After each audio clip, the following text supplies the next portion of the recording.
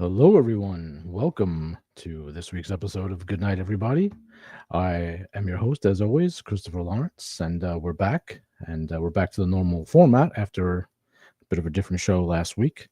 Hope everyone had a great weekend. I had a good weekend. We're coming to you live today, February 3rd, which means, of course, that yesterday was Groundhog Day. Everybody, Groundhog Day. You know, the annual tradition.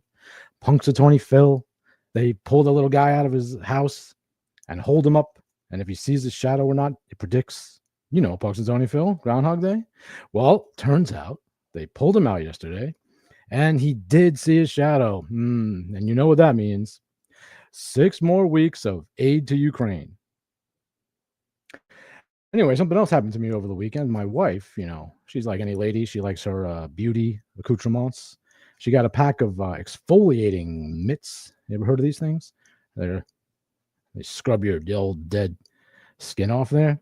Well, she gave me one, and she said, "Try one of these. These are exfoliating mitts. They're Turkish." So I tried it. I don't know if I look any younger, but I got a lot more hair on my back now. Something else I don't understand. A lot of things I don't understand.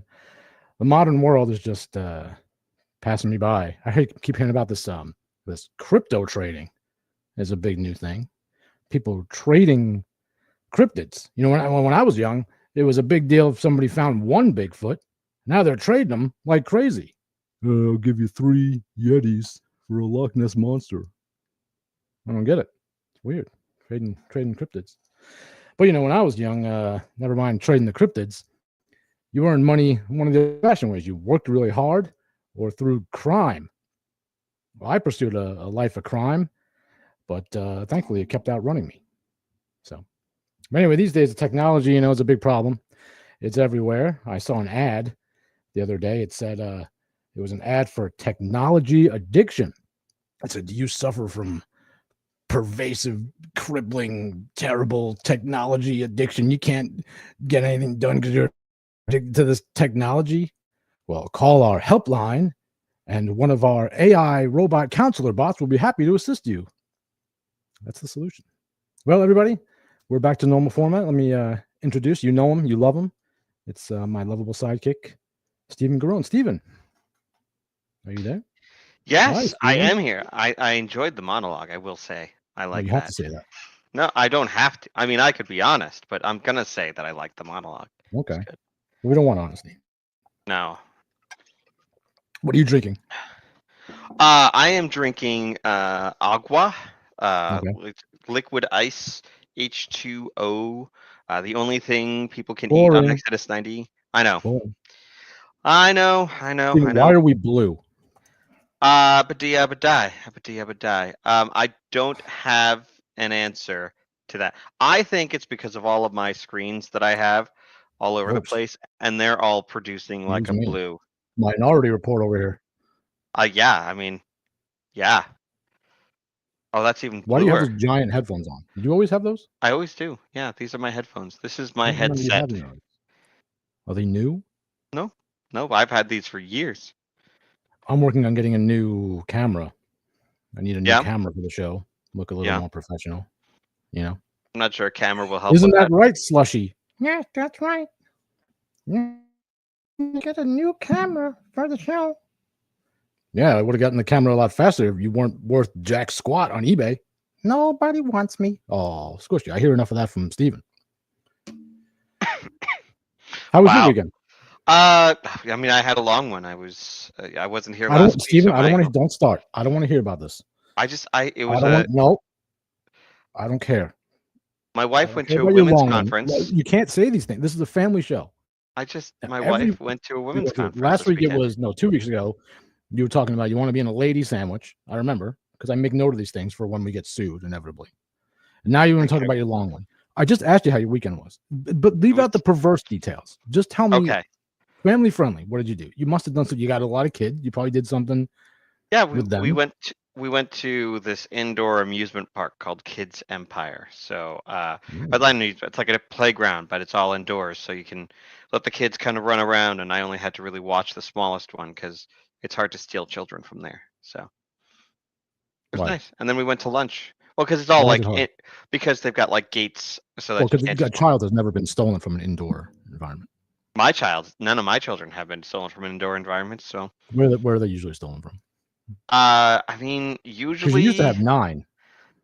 back in the day, but no, usually, I don't know. All of my children are kept in the compound, the gated in area that is my home.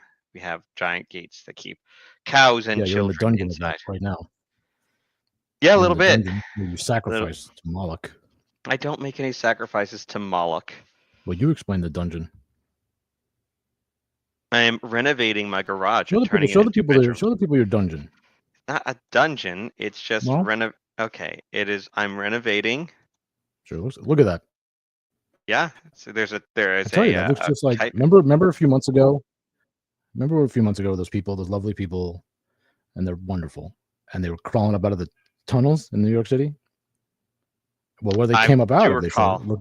it looked just like that. Look just Well, you're like not one of them, right? no. Your name says Yeah, no, I'm not. Catholic Common. Yes, that is.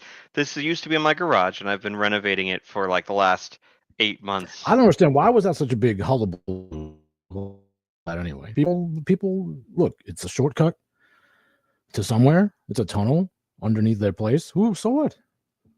I don't think there was a hullabaloo about my remodel. Oh yeah, there was a big stir over that. I don't know. People were upset. You can't be thrown in the tunnel. There was a time where they needed to do that. Yeah. So we don't give them grief about that. Why now? I would They're like still attacked regularly. Maybe they feel safer in the tunnels. I would It's fine.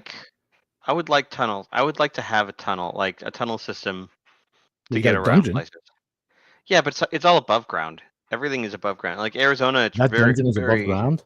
Yeah, everything. Yeah, there's Well, you don't there's know a how to make a window in the dungeon, back. then, do you? No, That's I not how you don't. make a dungeon. I would like a labyrinth with a minotaur. That's what I would like. We got to get into that cryptid trading that I was talking about. That's right. I want to trade. I've got like 3 chupacabra, and I would love to trade 3 chupacabra for Those are just one minotaur. roosters. I told you, they're just roosters. No, okay. There might be. But point is that I would trade 3 of my roosters. You know what for that a means? single. It means the goat sucker. I know. Some sort of small demon. You have goats. I hope you're not I do have sucking on them. goats. I don't have a chupacabra. Well, now no one's gonna trade with me. They are just roosters, but I was hoping. Oh no, that's a cockatrice. No, don't say that. Quetzalcoatl. Quetzalcoatl's like a snake chicken, isn't it? I think so. What's the thing that has the? Well, that's racist.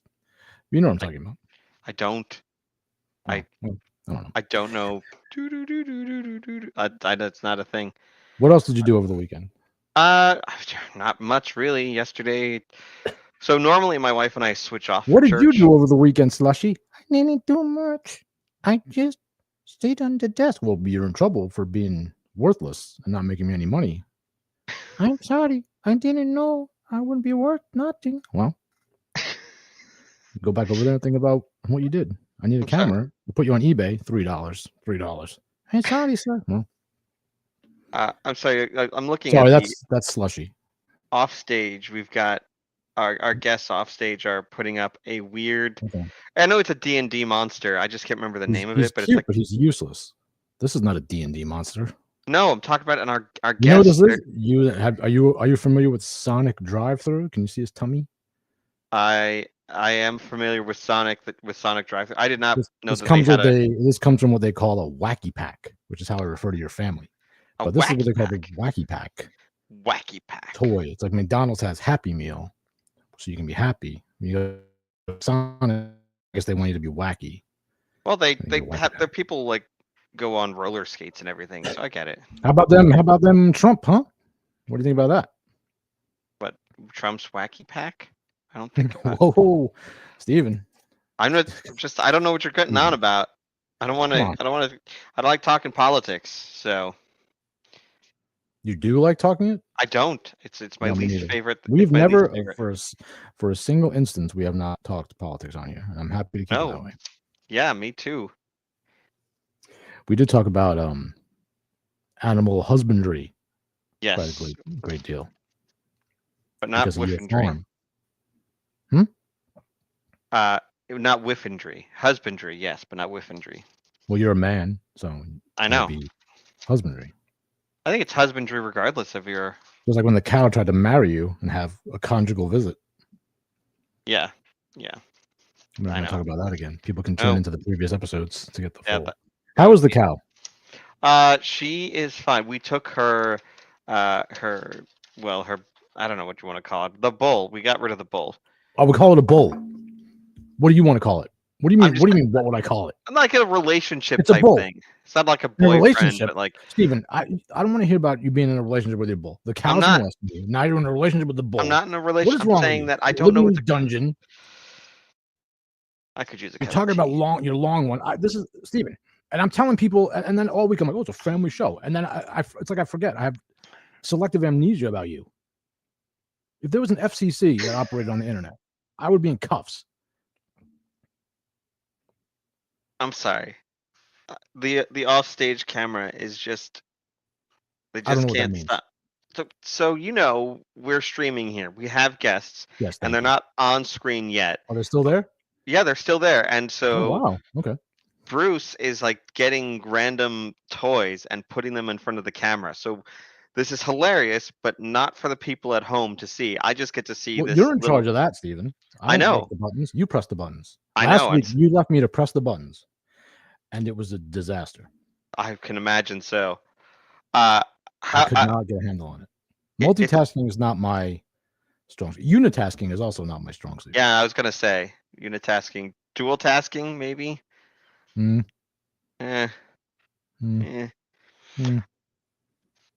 what's the deal with today's show, Chris? What's the deal with today's show? What's the deal with today's show? Why are there guests on the show? Why don't they leave? Who gave them the patience of Job? That's a Jewish reference. What do you mean? Bring them on. Okay, we're gonna bring them on. I thought that you wanted to introduce like who? Huh? You do it. We have Bruce and Laura here. Bruce and Laura Gottlieb of Stirring Dragon Games. Thank you so much for being here. Is it Laura or is it Laura? It's Laura. Okay. Yeah.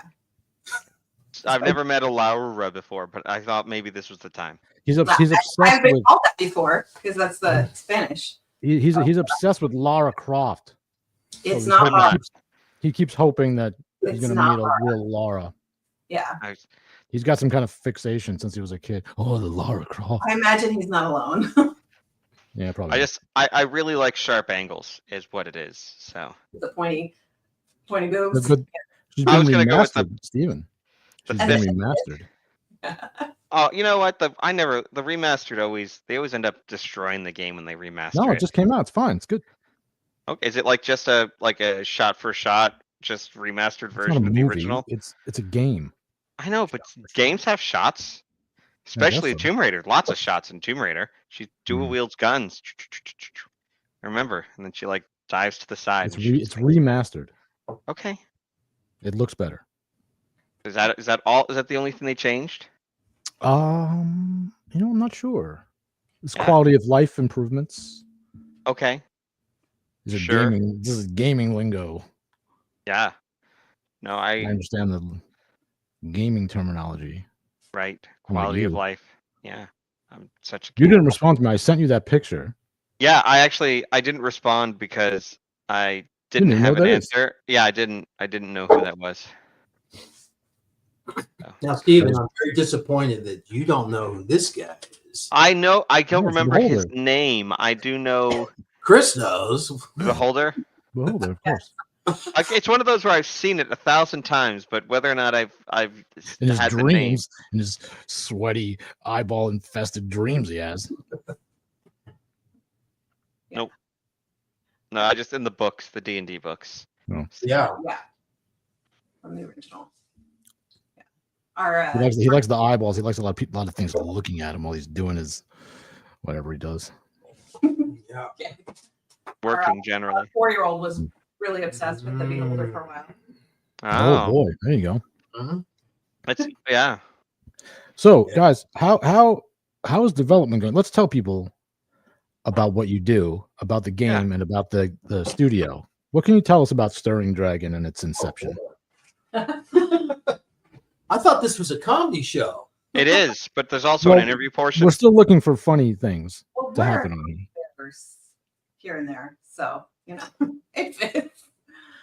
Yeah. Well, you want to tell about where we? Oh, you're gonna make me do No, it. don't do that. Why are you doing this? There we go. Well, so Stirring Dragon Games is him and me.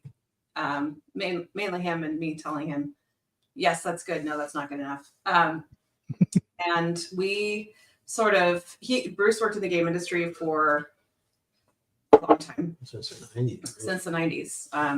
And then Can you reveal anywhere that you worked, or is it tell well, the people. Going way back, well, my first real big studio was Rocket Science Games, where actually Elon Musk worked there too. Oh, wow. He was actually before, like about a year or two before me. They had like 2 phases in that company. There was like the first phase of games, which was like full motion video, and those Everyone's favorite. Those pretty much tanked, right? So I came on the second phase, which was more adventure game and some. The one I worked on was called Obsidian.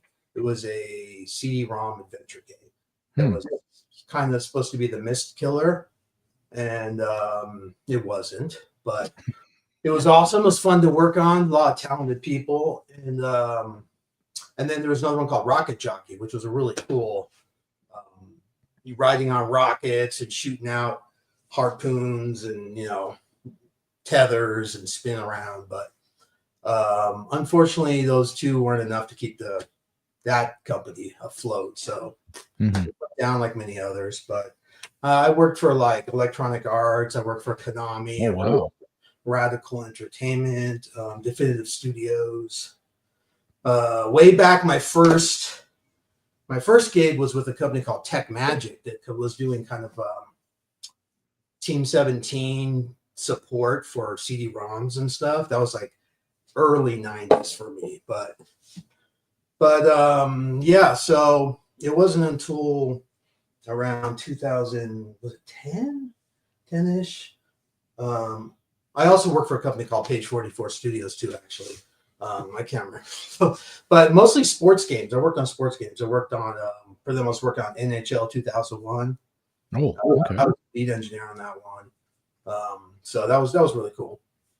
And so mostly sports games. And then, I got in the game industry because I wanted to make games, but I wanted to actually design games. And, you get to that place where the industry was changing in the mid-90s, early to mid-90s changing, and it wasn't just like, well, the programmers, you can't really do the games by yourself anymore. So industry changed, and so you got thrown on a team to hope that you can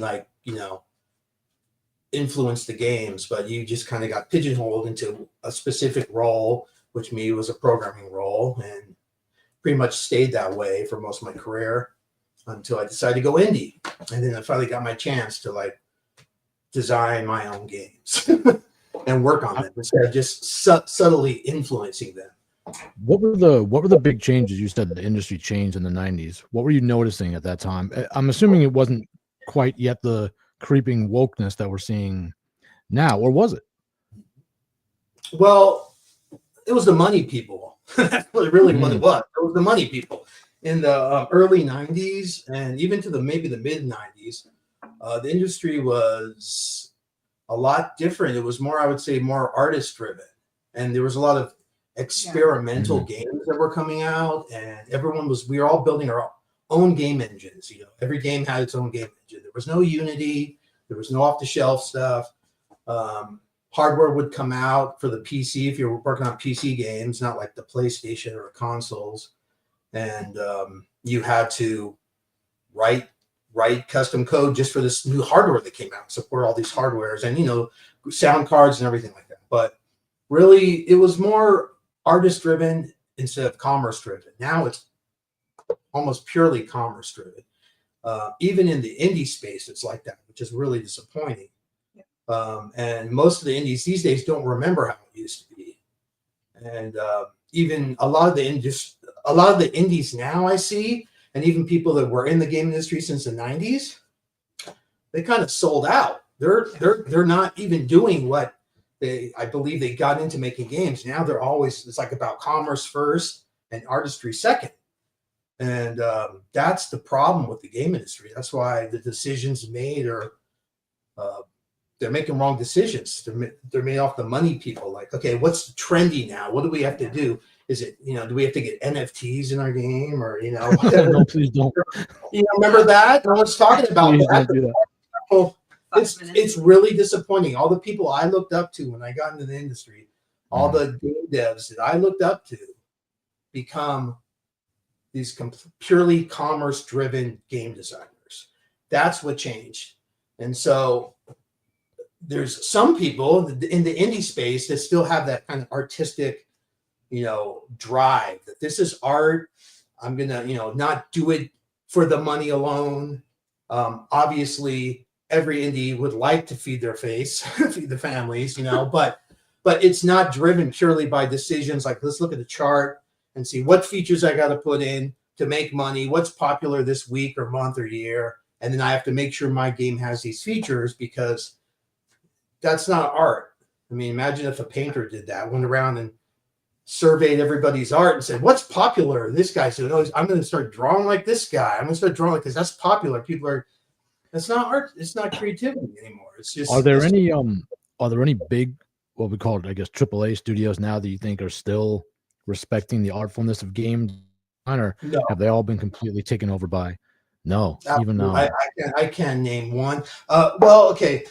Well, not big ones. No, definitely not big ones. It's all money driven, or it's ideology driven. That's the other problem. Well, because I think of like I'm a big fan of From Software, all the Dark Souls games, but then I noticed, okay, they're still maybe artistically driven, but in Elden Ring, the newest one, they did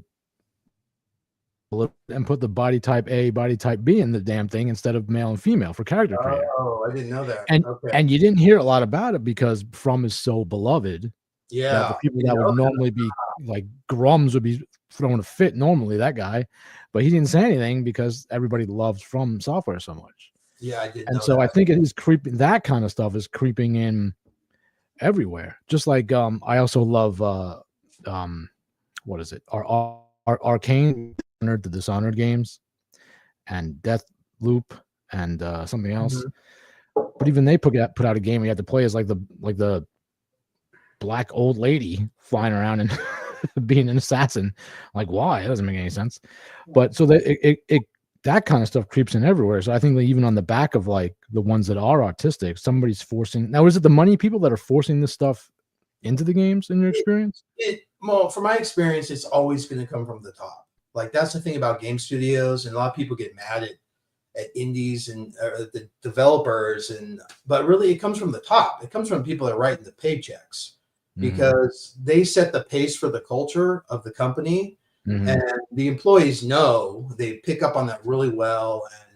And some of these, they might be more vocal. The heads of these companies, most of them are pretty vocal, and it just trickles down. And the employees know the environment, they know what's acceptable and what they're going to get away with. And so when you see this woke stuff end up in games, it's because it's coming from the top. It's coming from the money people. Yeah. And it's been greenlit, and it's a lot of times it's been made a priority, actually.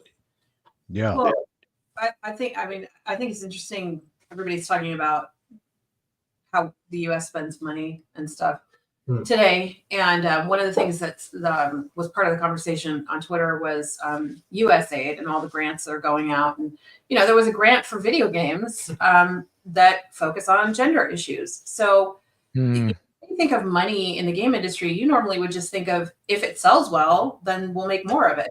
But what's happened in the last, I don't know, decade or so is that there's all these additional ways of bringing money to the studio that aren't just normal market forces where you make what your players want and you succeed. Right.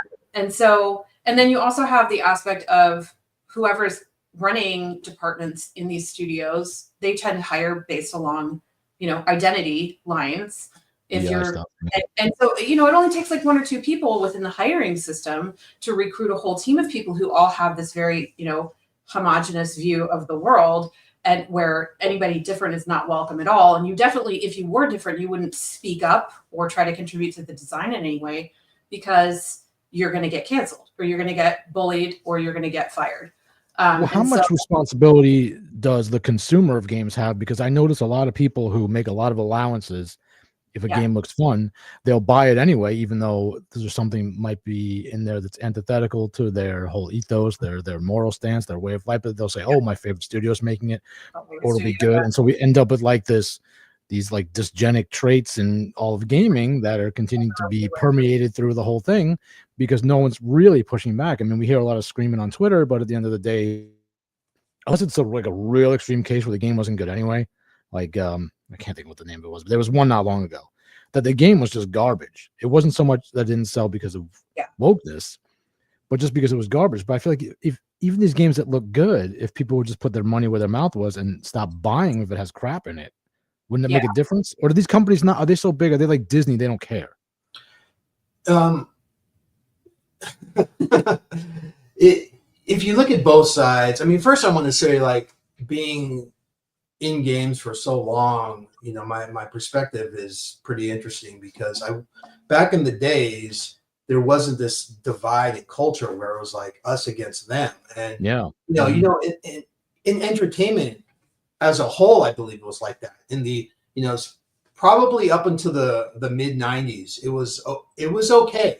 Whoever politics, it was okay. That's politics.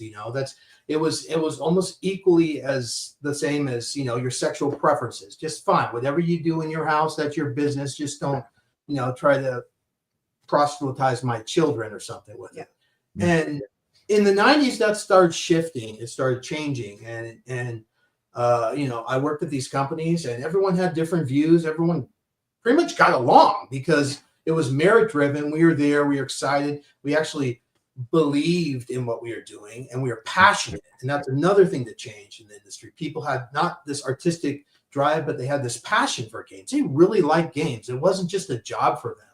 I don't even want to tell you how much I got paid for my first game job. It was so low that, and I was just happy to be there. Right. Yeah.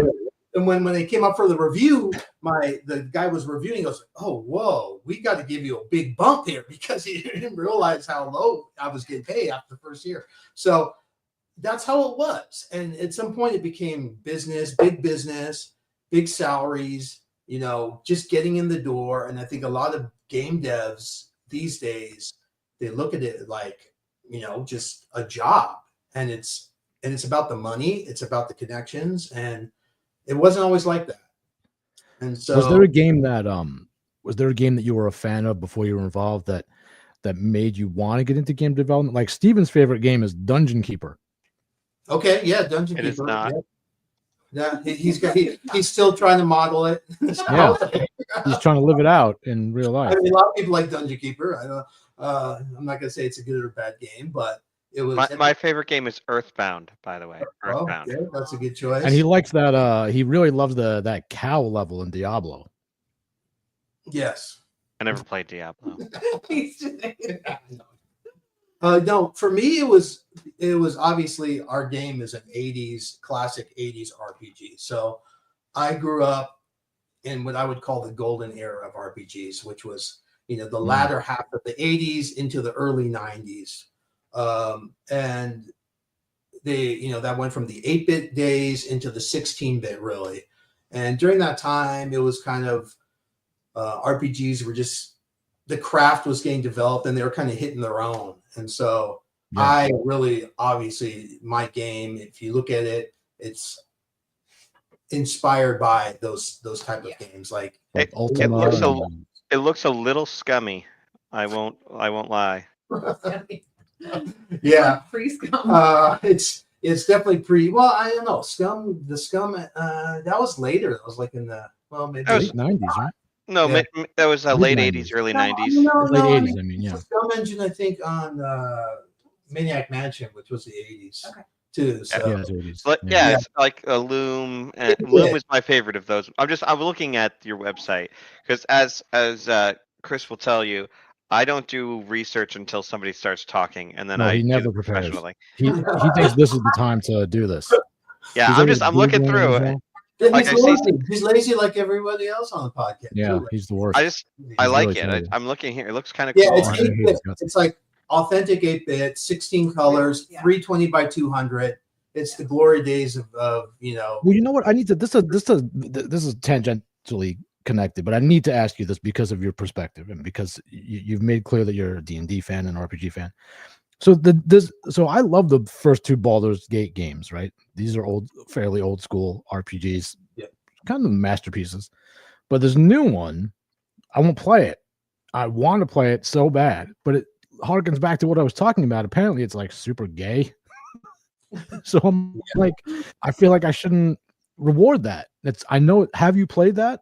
What are your thoughts on that? Do you know anything about?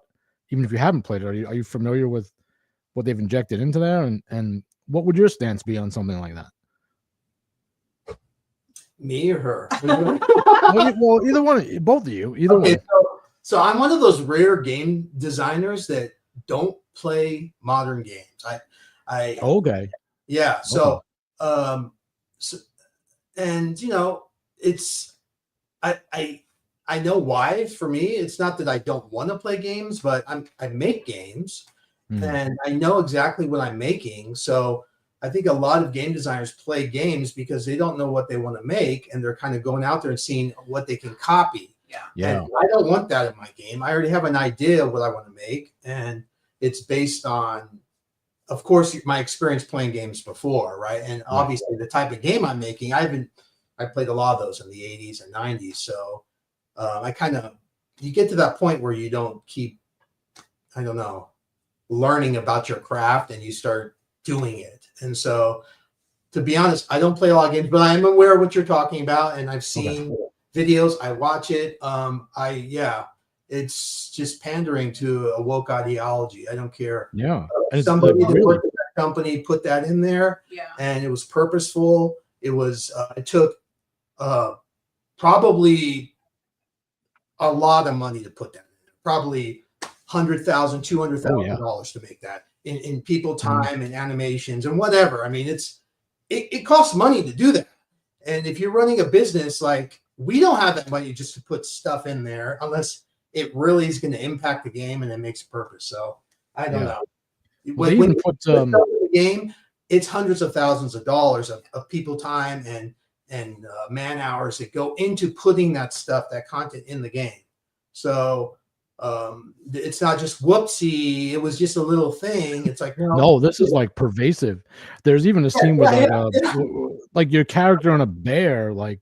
That made this guy really want to play. We talked about it. The anal bear sex. I'm against anal bear sex in the RPG. Sorry, it's a kids friendly show. That was just that. You can edit that out. That was going to be the name. Bear sex.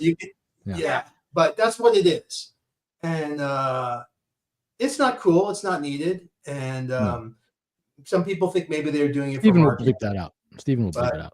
Well, I mean, I like don't bleep things. Did you bleep that out, Stephen? Stephen, did you bleep that out? Why not? I don't have. I'm not a producer. I'm just a guy who bleep that out. Bleep that out. I have a question for Bruce and Laura. Yeah. This is what are we on a tape delay for then, Stephen? This is what happens when you don't do your research for your guests, Stephen. Okay. Yeah. Okay, he gets the guest. No. Okay. Yeah, Stephen. Now we're gonna get in trouble. Here's a question. Watching. No, there's no one's watching. No, we have viewers. We have viewers. It's fine. How many? So 64 currently. See? Oh, great. Now 64 people. I'm gonna get letters. I'm gonna get letters now. If you didn't bleep it. Hey, it's all fact. It's fact and truth. Bruce. What happened to the button? There's no button. Bruce. I mean, you love hearing this stuff, but some people don't. Stephen, go. I'm gonna try. Okay, so you say you don't play modern games, which I'm gonna take at face value. You've heard of the Smash Brothers series, I presume. Like Super Smash And Brothers Bruce, on you know, the. he tells me, oh, I got called down to the HR department at work. Well, I it's didn't my get called fault. down to the HR. It's okay. So Super Smash Brothers, the latest one, Super Smash Brothers Ultimate, which we did a thing the other day or a couple weeks ago where we tried to name all the characters. Mhm. In it, there's a single player mode, and if you go through, like, so the guy who made it, who's the like Sakura something, I don't remember his last name, but he was just told that he was making it, and his like Nintendo bought his company so that he could make the game for them. That was basically what they did. But in there, in like the single player mode, the whole thing like Don't yeah, bring you up can, those hands again. there's a certain read of the game Don't where start it's talking about about the those hands, Steven. struggles between the developers and then the different forces. Because like there's a character I think called Galeem that is like that people say is like a representation of the developer, which takes all of these characters and turns them into soulless robots to do their bidding. And then once you defeat the developer, or the developer, the Galeem character, then like the fan base comes in, and they come in and they take all of the characters and turn them into evil things. Like it's soulless robots versus like toxic fandom type thing that happens. I think it'd be I'm only saying this so that if you had heard of it, if you had thoughts, and if you hadn't heard of it, Slushy, what is he maybe talking something about? to talk I don't about. know. He wrote a whole essay and he's reading I and did. I don't understand. I don't understand it either, Slushy. It's going on for about 10 minutes. Everyone's nodding politely, but I don't know what he's talking. I don't know. I fell asleep. Okay, go back to sleep, As a Slushy. developer, I figured you might have known about that, or if you didn't, No, I you had don't. thoughts. I don't lift my head from the code most of the time, and when I do, it's just to look at. He's surprisingly out of touch. Yeah, I'm very. I'm a fantastic interviewer. Just yeah. No, Yeah, that was wonderful. What a wonderful use of time that was, Steven. That was wonderful. But I've heard of the game and it's popular, so yeah. It's modern, Steven. He doesn't play modern. I know. I said, but I had he like literally just finished saying, and you went on for 20 minutes about a brand new game. I'm gonna and asking him after he literally just, I mean, it was 30 seconds maybe since he said, I don't play modern games. And you thought that was the great time to launch into that diatribe about the new Super Smash Brothers. Wonderful. That's great. So what type of games? Okay, so Chris, you're into more modern. You've played some RPGs, obviously. No, I play everything. I've been gaming. Okay. Yeah, so I play everything. You're a gamer. I mean, okay, I don't play crap. So I don't play like Duty. I don't play a lot of I don't play any MOBA like online, jump. Yeah. But I started out on adventure games because I started out on PC. So text adventures. And then very quickly after that, my favorite game became Secret of Monkey Island. Okay. And it's still one of my favorite games. Most of those are games I love. All the original LucasArts stuff I really love. But yeah, RPGs I gravitate more towards these days towards the more Western action RPG. I don't have time for Final Fantasy and to sit there, like a 45-minute boss battle. I can't do it. But the From Software games, I'm big on those. Like I said, I like the Arcane games, Dishonored, and but I'll play emulators all the time too.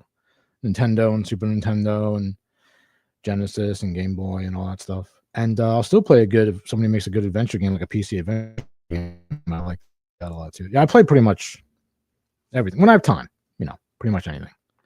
I don't know what Steven plays besides Dungeon Keeper. I don't play Dungeon Keeper. So my favorite games. No, for him, Dungeon Keeper is serious business. No, my favorite games are Loom that's a Scum game, and Earthbound. I play a lot. I have 7 kids, so I play a lot of Smash Brothers because it's an 8-player game, and I have 7 kids, so we can all play. And Mario Kart, a lot of Mario Kart. But mostly nowadays I can just do pickup games. I can't do like a sit down and play something for hours unless it's something on my phone. But like I have a Scum engine on my phone, and so every once in a while I'll play through Loom. Yeah, I have that too. Yeah. Loom is I great. like Monkey Island is also fun. But That's my I've favorite. always been like Loom I think is an underrated classic. It's a genius game with a very unique play system that people don't really appreciate. And then What you about had the the dig? book. When you had the book, and when you were like where you would go through and you could write down the spells in the book, and that was so interesting. This explains everything about Steve and Chris because Loom players are weird. Yeah, exactly. They are very weird. None of my friends played Loom, but when you meet someone that played Loom, they're like, Loom is awesome. And I'm like, I don't get it. What's not to get about it's coupled Loom? with Earthbound. It's coupled with Earthbound, except he calls it Mother. The first time I saw the strings and I'm trying to figure out what that. No, sorry. It's because you have to play it on the disc The staff. Loom, It's the fabric of reality, and then music forms the fabric of reality. It was a little too deep for me. And then Earthbound is the other one for him, and that's a weird Earthbound. game. Did you play Earthbound? Earthbound's awesome. Now I call it in my house. I call it Mother. Or yeah, two. So does he. Yeah, he does the same thing. He goes, Mother, I love Mother. I love Mother. Because they don't. Well, I mean, if we ever get Mother 3 here in the States, I'd love to play that one, but you can't. Just play the fan translation. Do you have any idea the type of work that goes into finding a ROM of Mother 3 and then finding it, downloading it, and installing an emulator, and then installing the patch? Not much. It's more work than I had. 2 seconds. 7 kids. 2 seconds, Steven. 7 kids. It takes literally 2 seconds. I would act like you have to churn butter. You press a button. First off, I do churn butter. I churn butter every day, and I do a lot more times churning butter than I do because I wouldn't be able to put it on like my work laptop or anything. I'd have to get a version that I'd be able to play on my phone, which folds, by the way. Wow. Okay. Anyway, I'd have to be able to play it on my phone. That's the only way that it would work. You can play it on your phone. I'm with Steve. All my emulators on my phone. Like that's why I never finished Chrono Trigger. I started playing it, and my kids saw me play it, and by the time I had enough time to get into it, the kids wanted to take over. Oh, like I couldn't finish it because I would get 10-minute windows, and every time I sat down to play it, they'd be like, "Well, we want to play." And so they played and beat it, and then everybody said we were stupid because they took you 2 years to beat it. But yeah, I have the same problem. So we have Lego Star Wars. Steven, the kids love I would Lego love to Star listen Wars. to another rant, but it's time for a sponsor segment. So put me up on the thing. Okay, hold on. No, me. I'm trying to do the thing. Okay. We're the sponsor. We're the sponsor. It's okay. You could, if you'd like to be, that would be wonderful. Well, time for our affiliate link promotion. Today it's once again Poggers. Poggers.shop. Poggers Energy Hydration and Sleep Drink Mixes. Poggers Energy. Fuel your drive and focus with Poggers Energy. A powerful blend designed to give you sustained energy without the jitters or the crash. With a balanced mix of caffeine, B vitamins, and natural flavors, Poggers Energy is crafted to help you stay sharp and energized. For those gaming sessions. It actually says that. Gaming sessions, workouts, or intense work days like Steven has with his cows. Every sip powers your performance, supporting mental clarity and endurance, so you can keep going strong and feeling great. Poggers.shop. Use code GOODNIGHT for a discount of some sort. Thanks, Poggers. All right, bring yourself back. Could you restate that code word because you went like it was code word night. Oh no! Well, what did you do? So when I'm doing the thing, then you have a mute button. That's when you have a mute button when I'm doing the promo. I'm asking you to just restate the Use promo code. Good night. Good night. Okay. For a discount of some kind. Poggers. Laura, I feel your pain. Yeah. We have at my house we have like Lego Star Wars that the kids love to play, right? But they always pop in, and so like the new one that comes out, you can't just go into any game. You have the choice of 3 games that you have to start and you have to complete those to like 3 of the different episodes to get to the next episode. Yeah. And every single time they create a new game every time. And so I can get through like the first half of any of those different, and then it's like, okay, time to put it away. And the next day they start it all over again. Yeah. Yeah. It's really hard to share the consoles and stuff with your kids. I mean, I got through most of the original Lego Star Wars on our DS. We had like a Nintendo DS. And at that point we only had like 1 or 2 kids. And so it was like, I think they're probably still playing off of my save files from back then. Yeah. Same DS. But yeah, I mean, the more we've added, and the same thing with like Indiana Jones, like the Lego Indiana Jones, and those were really fun. And then but yeah, it's just really, it's really, because and that's a sign that they're really great games because your kids are interested in them, and so yeah, they play them. They just infuriate me. But if you want to play for yourself, like it's really hard to get lost in an adventure if you're, have to get interrupted, churn the butter every 5 minutes. I think Steven is on the spectrum. No, Slushy, you can't say that. That's not nice. It's fine. It's normal these days. So a lot of people are. It's okay. Slushy, just let him live his life. Okay, I'm just pointing something out. My kids are trying to play Legend of Zelda, the first one that came out on the Switch. Sorry I about can't that. remember. I'm sorry about Slushy. It's okay. And then, but like what they want to do, like we gotta go to the castle. We gotta fight Ganon at the castle. Like, hold on 1 second, guys. You can't just run from the beginning of the game to fight Ganon. You can. No, you can't. Like, you don't. I don't like they can, in fact, and it's Ganondorf. And yes, you can. Well, no, that one's Calamity Ganon. That's not Ganondorf. No, he turns into Calamity Ganon. Anyway, we don't have a Switch, so I have no idea. Oh, okay. Well, anyway, they're going from like the beginning of a Zelda game straight to the final dungeon. To fight him. Oh, you literally can. Wow. Yeah, you could, but it just you're die. lying to your children. Why are you lying to your children? I keep telling them like, you will die. I'm like, no, I can beat Ganon. Like, you can't beat Ganon. You cannot. These kids are good. Don't Understand these days. They just have to learn. Yeah, I know. Yeah. Teach them the hard way. Well, that's the challenge of open world games. It sounds like it's an open world game more. Yeah, it is. Yeah. So, so that's always the challenge, But it's also exciting that you can do things like that. Go to the very end dungeon or something and try to learn for your, that guy. But We have a kid who will read like the last couple pages of a book before she decides if she wants to read the whole book. Oh, interesting. I do that. It's sort of along those lines of like, well, I want to see how if this is worth my time. I mean, kids' little brains are great that way. The way they. I have terrible anxiety. I have to, like, when I am watching a movie, like before I watch a movie, I always read the plot summary.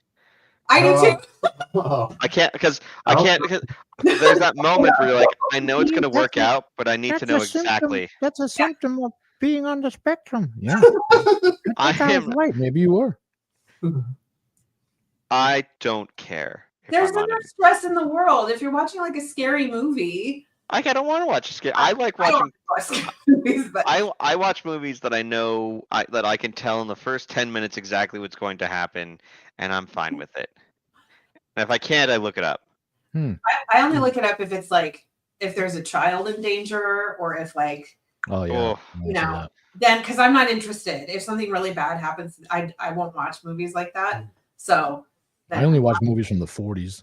Did you see Home Alone? Because it ends up well for the kid, but he goes through some trauma. He was the bully in that one. He's a psychopath. Yeah, but he's a psychopath child, which most kids are psychopaths at that age, What? I don't like 90s movies for kids because they're just like I mean, even most of the 80s movies are like, some of them are okay. They're worse. The kids are just really bratty and really like, feral.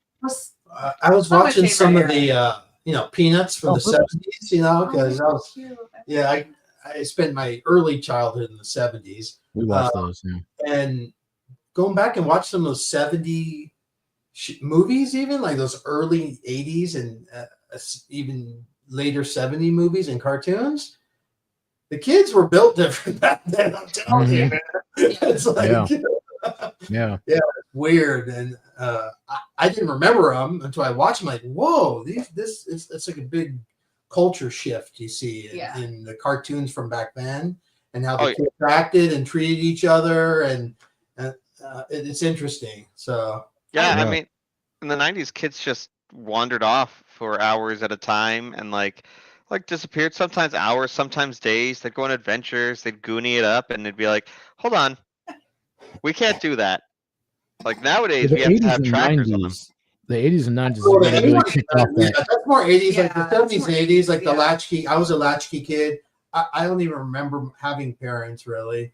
I don't remember eating meals. I don't know how I fed myself or how I got food. You know, and I know I was out all the time. So going from friend house to friend house on skateboards or BMX bikes, and I don't know how I survived it, to be honest, but somehow I did. But yeah, and then like I know what you're talking about, because like my you know, if your parents are critical of your parenting style, and it's like, what, didn't things work out well for when you were in? Like, they shouldn't have. They shouldn't have. Like, there's no way. I should not have survived half of those things that happened. Yeah. Oh, there was some crazy stuff. I mean, I remember I had a friend. You would meet friends in the neighborhood.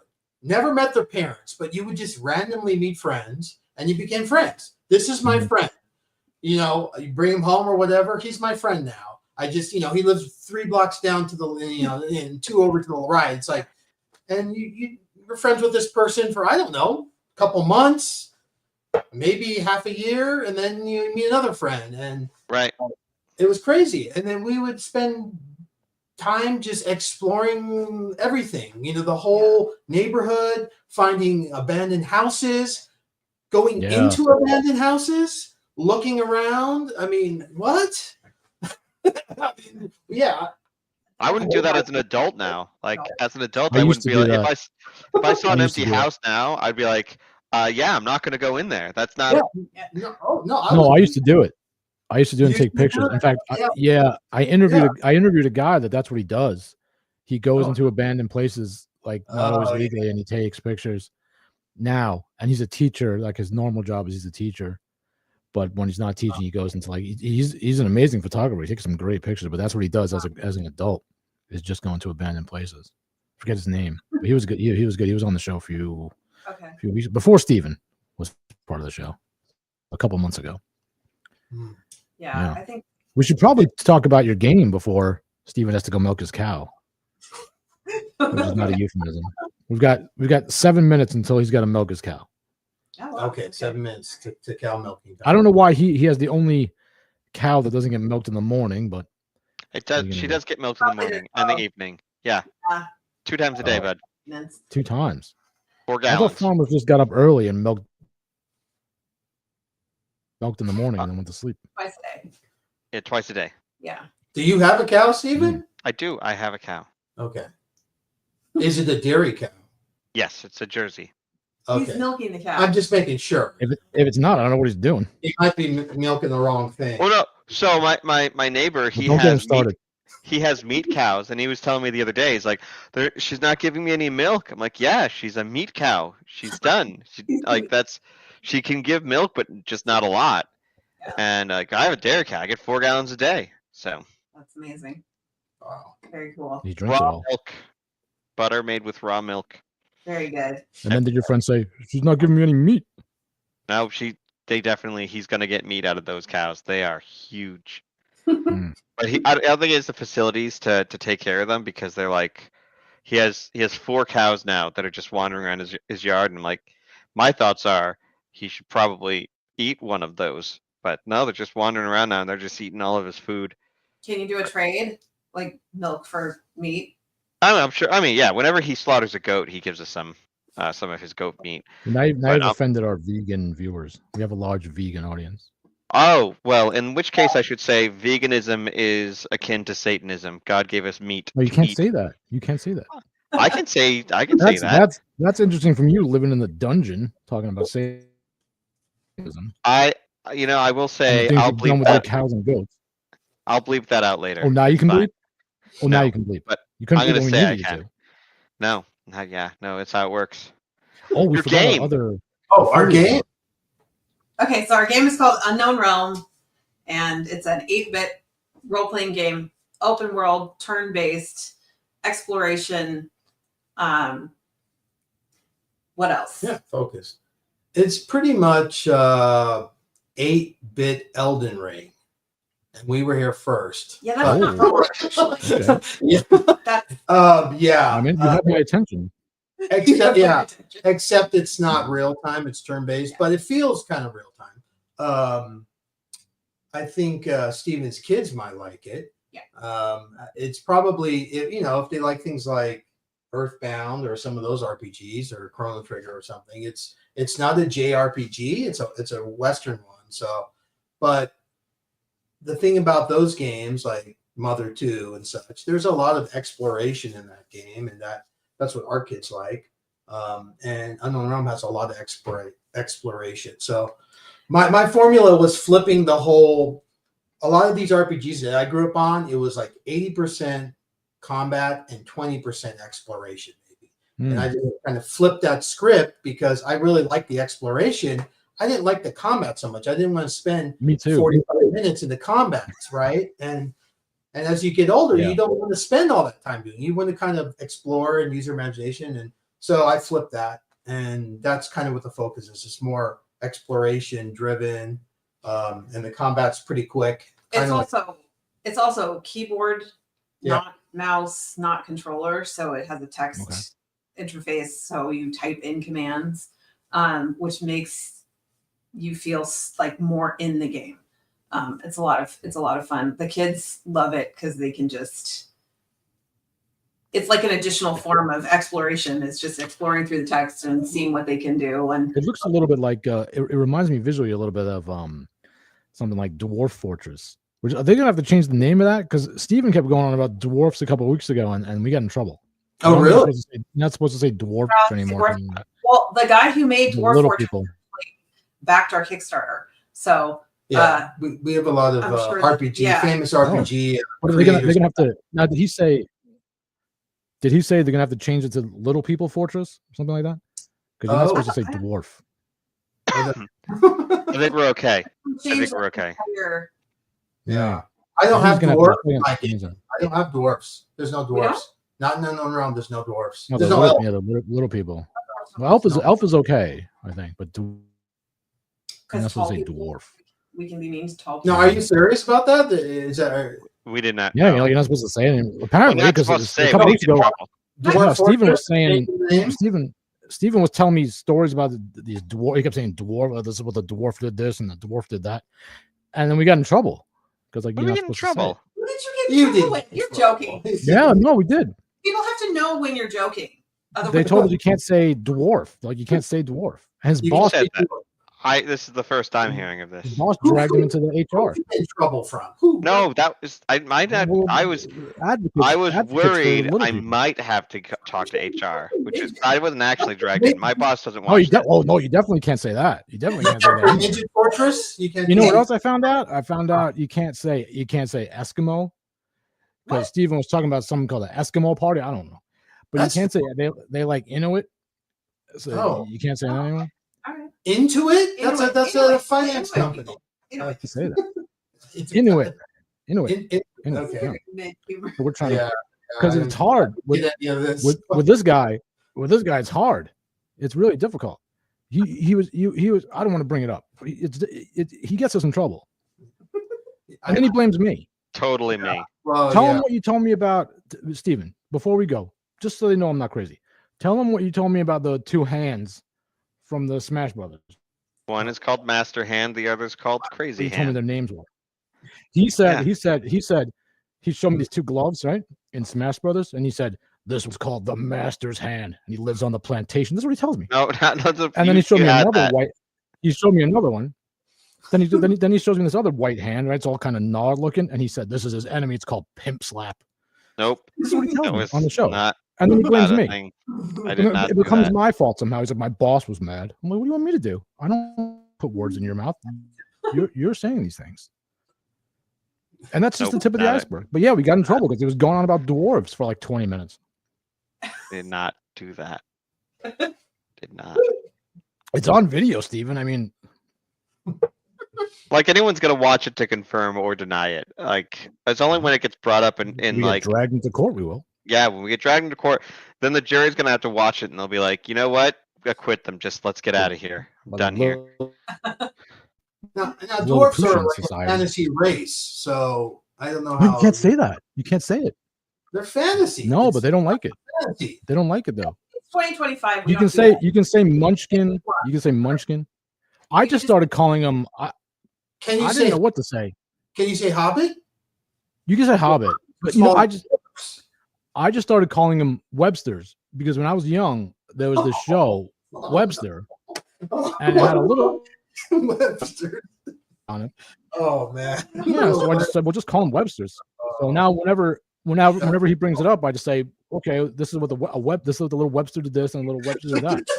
And we were talking about because I think Chris is gonna get Because- Chris might be hosting the it was show really so good. long from now on. Webster. no, but talking about it like just speaking of the '80s, right? Because I remember maybe you guys remember this because the show Webster that had one Webster, and then Different Strokes came out and they wanted to one up Webster, so there were two Websters on that show.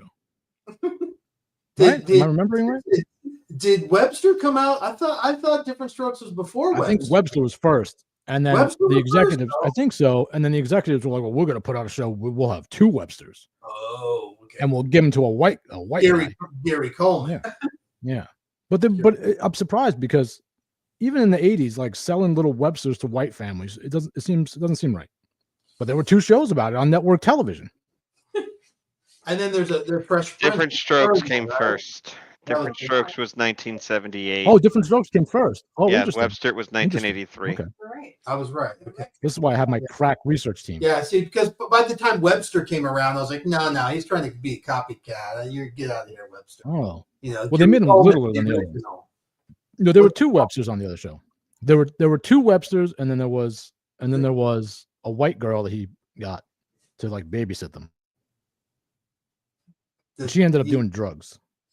Oh yeah, I know what you're talking about. Yeah. Yeah, I can That was a watch Webster. it. Wait, was that Different Strokes or was that the Webster? yeah. Different Strokes had the bald guy and the two Webster kids. Who had and the then girl? Webster came Like the And daughter. there was a girl too, like a white girl. Yeah. Yeah. That was. Different Strokes is the one where the magician put them in the trunk and then took his shirt off. I don't remember that one. It was traumatizing. There's a lot of traumatizing stuff back then. It's just, I don't know. The 80s was different. It was Wild. when it came to the Yeah. kid show. But look, I turned out fine. I watched all that stuff. I'm fine. That's very debatable. I What feel about fine. Silver Spoons? What do you think about Silver Spoons? I think that was before my time. That was about the rich kid, right? That was like after, I think. I think that was after Different Strokes. I don't know when things happen. I don't know. Yeah, it was the rich kid. Yeah. Yeah. I vaguely remember. But I watched a lot of this stuff on like Nick at Night when they used to have good shows. Mm-hmm. Okay. Now it's just like a lot of, I don't know. Do they still have Nick at Night? Steven, do they still have Nick at Night? Do your research. Okay. You know what I'm talking about? Remember Nick at Night? I remember Nick at Night. There was a bunch The of big shows orange from like the couch, they used to 50s. call it. Oh, that was Snick. Yeah. Nick at Night was Is it over? Once they started playing The Fresh Prince, I just tuned out. I knew there was something no, off about that it's still on the air. guy. Oh.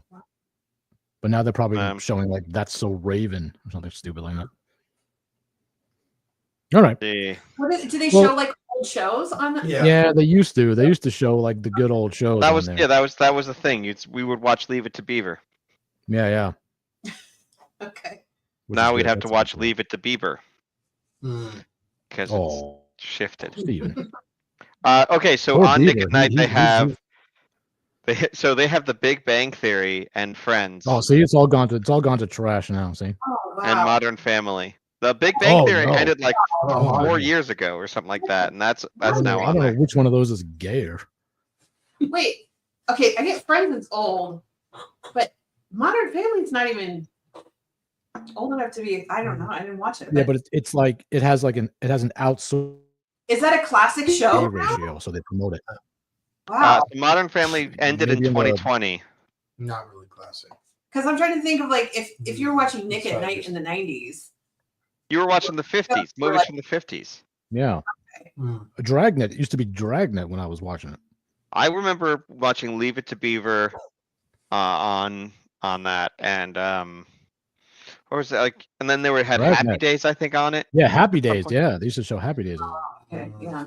But now it's Friends and The Big Bang Theory and But people Modern don't Family. know the phrase "jump the shark" comes from Happy Days, the episode where Fonzie literally jumps over a shark on his motorcycle, and it was all downhill after that. Man, you didn't know that, did you, Steven? I did know that, but I'm just saying, like the fact that Nick at Night has The Big Bang Theory on it, which is a show that I remember when it started and ended, bothers me. Like Modern Family ended 4 years ago. How is Modern Family? Yeah, that doesn't make sense. Oh, it did. Oh, it ended. Well, I'm 5 so years glad. ago. Yeah. I didn't know it. Modern Family ended in 2020. Big Bang Theory ended in 2019. Friends ended in 2013.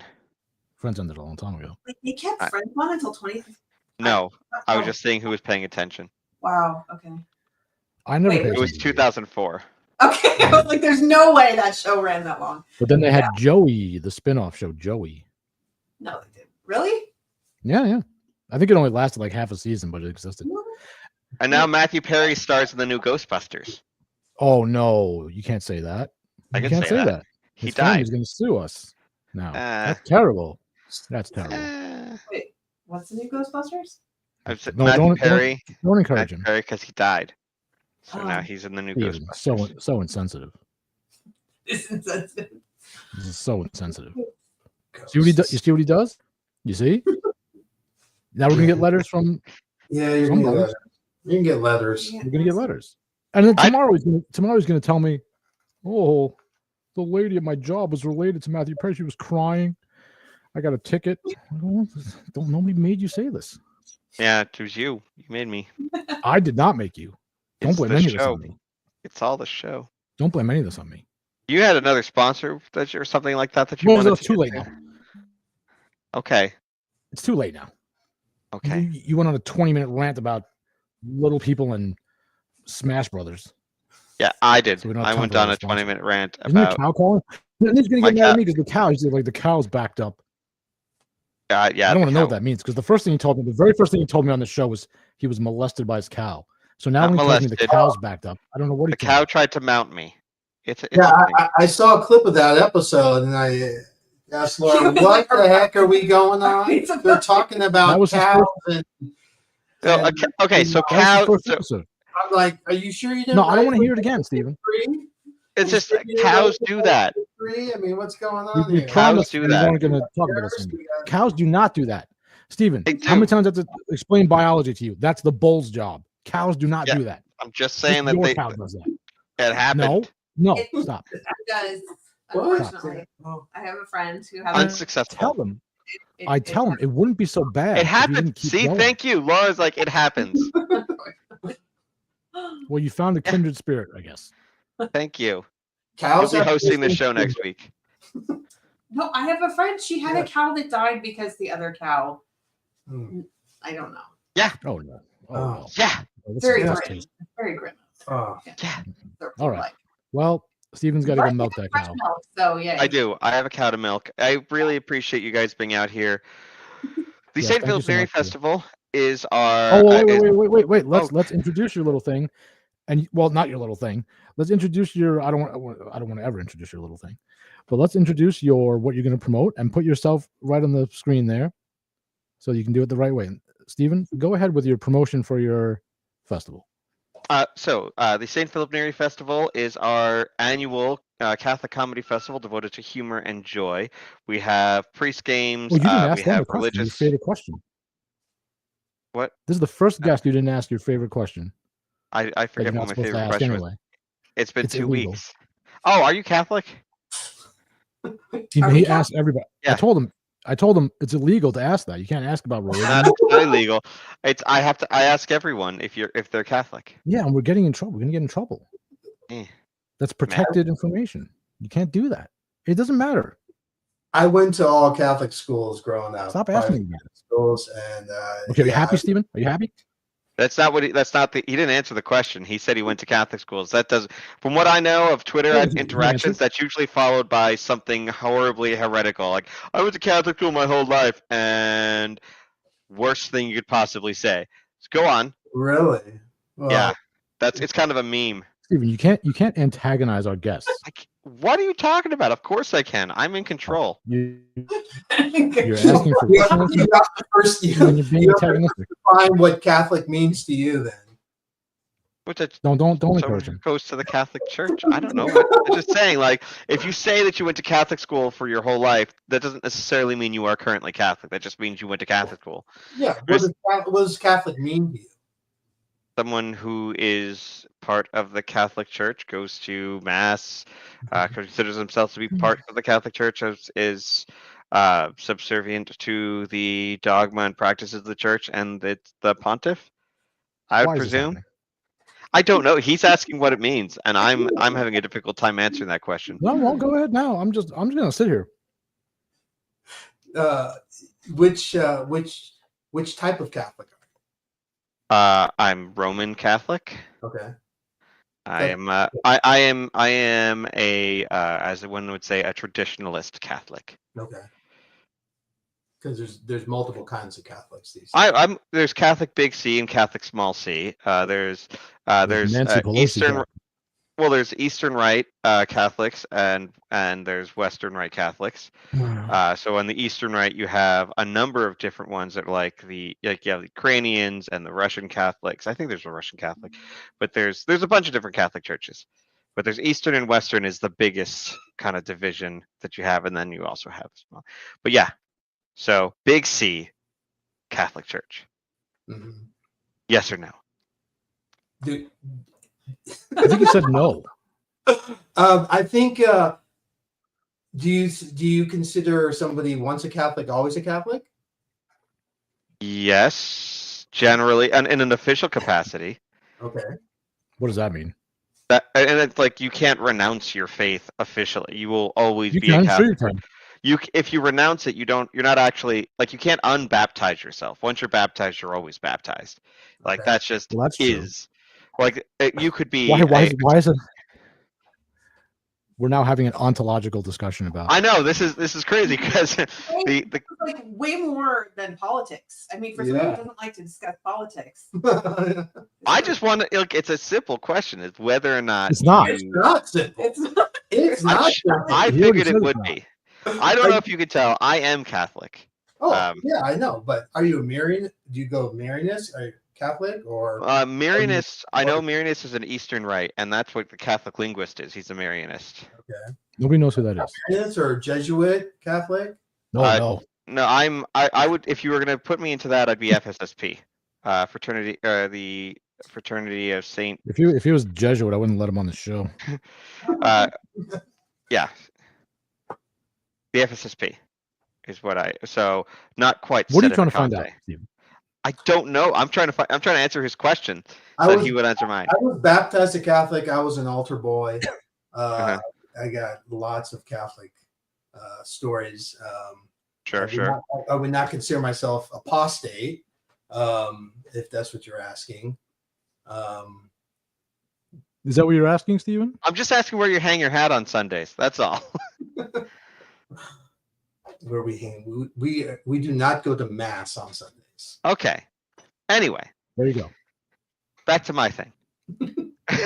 So we try to. Are we not allowed to have him on the show anymore now, Stephen? No, it's fine. You can have a pasta. Look at Steven starting to cry. It's like, that's fine. I have my towel.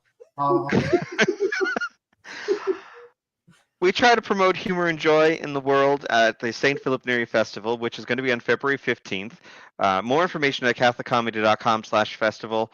We have priest games, we have comedians, we have Paul Rugg, who's been a guest on this show, coming. We have Jeremy McClellan, who hasn't been a guest in the show yet, coming to do a comedy show with us. I don't think he will be.